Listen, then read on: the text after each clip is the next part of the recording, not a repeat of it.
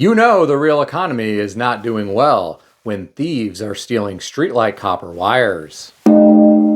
Today, I read an interesting article on yahoo.com, put out by MoneyWise and written by Monique Denau, titled LA Copper Thieves Target Street Lamps, Leaving Area in Dark and Homeowners in Fear of Car Theft and Break-ins. According to the author, a surge in copper wire theft has plunged neighborhoods into pitch black darkness. A resident was quoted as saying, "I'm afraid to go out. All of the lights are out and it's pitch dark at night."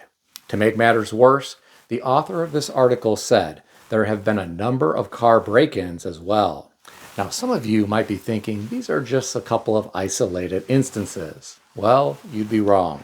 The author said criminals stole copper from more than 3,700 streetlights last year, which resulted in around $17 million in repair costs. I really hate to hear about all of this. I feel bad for the residents who live in these areas that are being impacted by copper theft. I also have to wonder if this wouldn't be happening if we had a stronger economy. If we had good jobs that paid livable wages, perhaps people wouldn't need to steal copper. They would be so busy making good money, it would make no sense to get involved with crime. The author of this article said copper has soared since 2020, often hitting $5 per pound. In my opinion, it seems like a lot of work to strip out a pound of copper wire just to get $5 or less. If someone had a good paying job with great benefits, I don't think they would be messing around with all of this. While there are good paying jobs in America, there are plenty of jobs that don't pay well.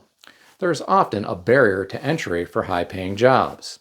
Gone are the days when you could drop out of high school and get a good manufacturing job that paid enough to support an entire family on one income. I know a guy who's around 80 years old. He really did drop out of high school so he could get a manufacturing job. He made enough money to support an entire family, and he always had two nice cars in the garage. One of those was always a new Cadillac. He also retired with a lifetime pension. This is just not common anymore. Nowadays, people who are highly educated with decent jobs are still worried about being replaced by artificial intelligence. Many don't get a lifetime pension. They are on their own to save for retirement. They may get a small company match, but that's about it. With the rising cost of living, it is difficult for someone to support an entire family with just one income in many cases. Here's what is scary to me about this article about copper theft. This is happening during a time when the economy isn't terrible here in America.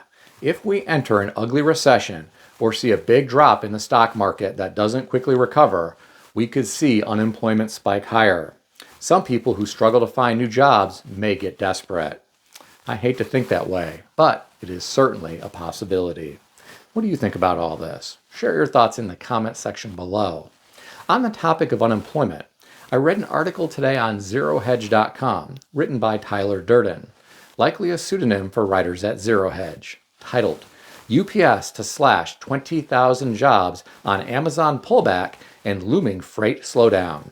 According to the author, UPS plans to cut tens of thousands of jobs this year and close dozens of leased and owned facilities by the end of June, describing the move as a network reconfiguration and efficiency effort. The reductions follow a pullback in partnership between the carrier and e-commerce giant Amazon for low-margin deliveries. This is a shift that began earlier this year.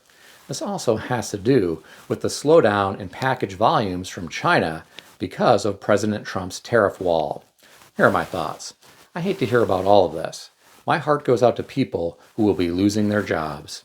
I hope they can find new employment quickly so their families are not impacted.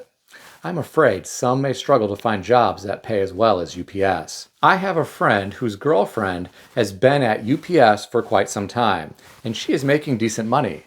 It took several years to advance to her current pay level. Even though she is getting paid well in comparison to other jobs that don't require a college degree or some type of certification or license, she still struggles to support her 3 children. If someone is struggling with a full-time job to support a family, you can imagine how devastating it would be to lose employment altogether. As many of you know, a lot of Americans have no emergency savings. I read some of the comments beneath this article. I'll share some of them with you. Please keep in mind, these are the thoughts of the commenters and not me. As I read through the comments, I began to get the impression that there is a race to the bottom regarding deliveries. The first commenter said, "A few weeks ago, I ordered 32 bags of mulch from Walmart Plus, which included free shipping. I specified shipping, not delivery, as the former would come from the warehouse in a truck, not from some random driver from the local store. After waiting a week and calling to follow up on it, what did Walmart do? They delivered it from the local store using some gig worker who put it all in the back of his ratted out 15-year-old Mazda 3. I kid you not. This was like a pallet full of mulch in a Mazda 3. I wouldn't have believed it had I not caught it on security cam."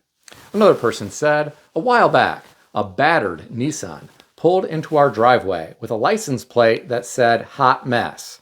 Out hopped a perky green-haired chick, delivering something my wife had ordered from Walmart." The next commenter said, "I just had an Amazon order delivered. One product came by a private older car, and the second product came by post in a bubble envelope. No more Amazon trucks. Where is this thing going, and where is it going to end?" Another commenter said, "Didn't UPS recently guarantee $100,000 salaries to drivers? This might have something to do with it." Someone responded to this person and said, "That's the average wage after 5 years of driving, but to get that driving job, it may take you 5 to 8 years of loading trucks first, and you have to bid to get it and then be selected for driving school. It's a great job if you can work your way up the chain. Lots of people can't."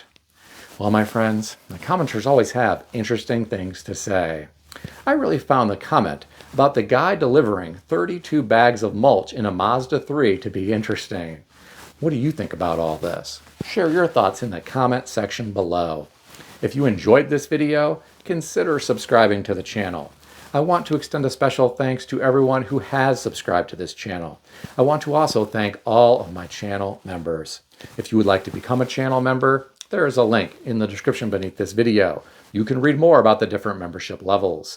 Please also check out some of the great books I suggest you consider reading in the description below. I've included Amazon affiliate links to these books. As an Amazon associate, I earn from qualifying purchases. Stay healthy and wealthy. I'll see everyone in the next video.